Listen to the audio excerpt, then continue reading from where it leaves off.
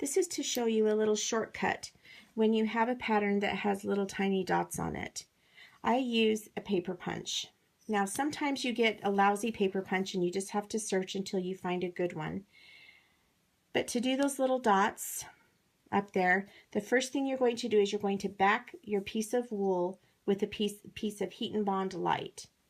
And so what I like to do is I do dots. I tend to do dots in certain colors, and so I would find a nice yellow and a nice red, maybe a nice pink, and the colors that I know I'm going to use a lot, and I just put Heat and Bond on a little square of it.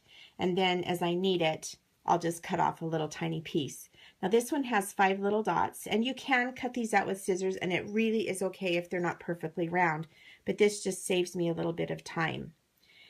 I'm going to put the piece of wool with the Heat and Bond on it with the Heat and Bond up, so it's next to the cutter.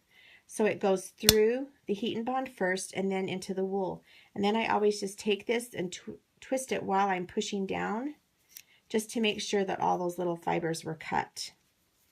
And that's a really simple way to cut out little circles. And you can do this over and over. This is an old paper punch. Get a generic one. Sometimes they're just dull, and you have to kind of search, but it's definitely worth it. And then you just peel off the paper. A lot of times it comes off on its own, but you'll just peel off that little piece of paper, and then they're ready to applique.